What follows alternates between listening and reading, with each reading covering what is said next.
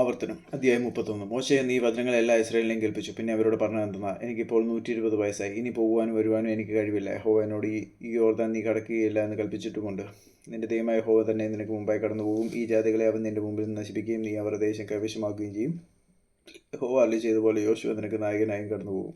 താൻ അപഹരിച്ചു ചേർന്ന അമോരി രാജാക്കന്മാരായ സീഹോനോടും ഓഗിനോടും അവരുടെ ദേശത്തോടും ചെയ്ത പോലെ യഹോവ ഇവരോടും ചെയ്യും. യഹോവ അവരെ നിങ്ങളുടെ കയ്യിൽ ഏൽപ്പിക്കും. ഞാൻ നിങ്ങളോട് ആജ്ഞാപിച്ചിട്ടുള്ള കൽപ്പന പ്രകാരമൊക്കെ നിങ്ങൾ അവരോട് ചെയ്യണം. ബലവും ധൈര്യവുമുള്ളവരായപ്പോൾ അവരെ പേടിക്കരുത്, ഭ്രമിക്കുകയും അരുത്. നിന്റെ ദൈവമായ യഹോവ തന്നെ നിന്നോട് കൂടെ പോരുന്നു. അവൻ നിന്നെ കൈവിടുകയില്ല, ഉപേക്ഷിക്കുകയുമില്ല. പിന്നെ മോശെ യോശുവയെ വിളിച്ചു എല്ലാ ഇസ്രായേലും കാണിക്കെ അവനോട് പറഞ്ഞത് എന്തെന്നാൽ, ബലവും ധൈര്യവുമുള്ളവനായിരിക്കുക. യഹോവ ഈ ജനത്തിന് കൊടുക്കുമെന്ന് അവരുടെ പിതാക്കന്മാരോട് സത്യം ചെയ്ത ദേശത്തേക്ക് നീ അവരോട് കൂടെ ചെല്ലും.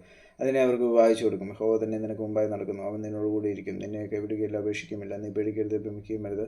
അനന്തരം മോശെ പ്രമാണം എഴുതിയ യഹോവയുടെ നിയമപ്പെട്ടവൻ ചുമക്കുന്ന ലേവ്യരായ പുരോഹിതന്മാരെയും ഇസ്രായേലിന്റെ എല്ലാ മൂപ്പന്മാരെയും ഏൽപ്പിച്ചു.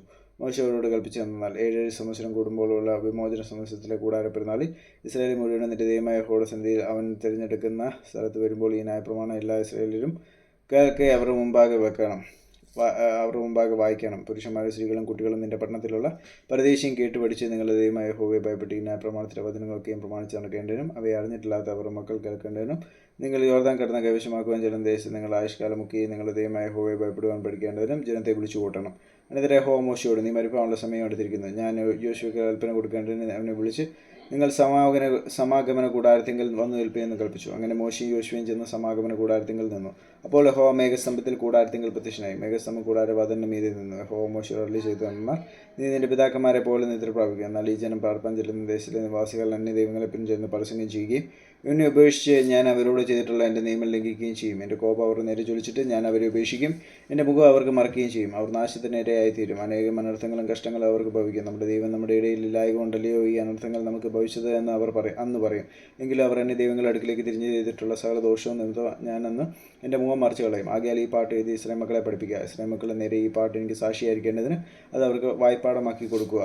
ഞാൻ അവരുടെ പിതാക്കന്മാരോട് സത്യം ചെയ്തതായ പാലും തേനും ഒഴുകുന്ന ദേശത്ത് അവരെ എത്തിച്ച ശേഷം അവർ തിന്ന് തൃപ്തരായി തടിച്ചിരിക്കുമ്പോൾ അന്യദൈവങ്ങളുടെ അടുക്കിലേക്ക് തിരിഞ്ഞ് അവയെ സേവിക്കുകയും എൻ്റെ നിയമം ലംഘിച്ച് എന്നെ കോപിക്കുകയും ചെയ്യും. എന്നാൽ അനേക അനർത്ഥങ്ങളും കഷ്ടങ്ങളും അവർക്ക് ഭവിക്കുമ്പോൾ അവരുടെ സന്തതിയുടെ വായിൽ നിന്ന് മറന്നു പോകാത്ത ഈ പാട്ട് അവരുടെ നേരെ സാക്ഷ്യം പറയും.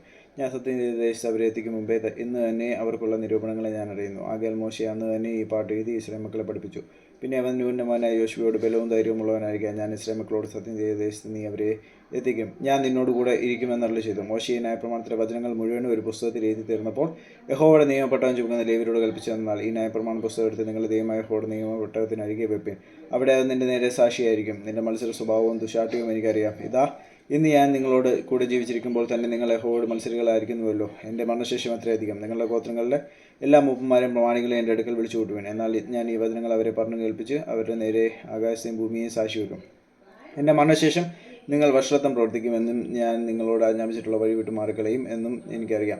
അങ്ങനെ നിങ്ങൾ യഹോവയ്ക്ക് അനിഷ്ടമായുള്ളത് ചെയ്ത് നിങ്ങളുടെ പ്രവൃത്തികളാൽ അവനെ കോപിപ്പിക്കുന്നതുകൊണ്ട് ഭാവികാലത്ത് നിങ്ങൾക്ക് സംഭവിക്കും. അങ്ങനെ മോശെ ഇസ്രായേലിൻ്റെ സർവ്വസഭയും ഈ പാട്ടിൻ്റെ വചനങ്ങളൊക്കെയും ചൊല്ലിക്കേൾപ്പിച്ചു.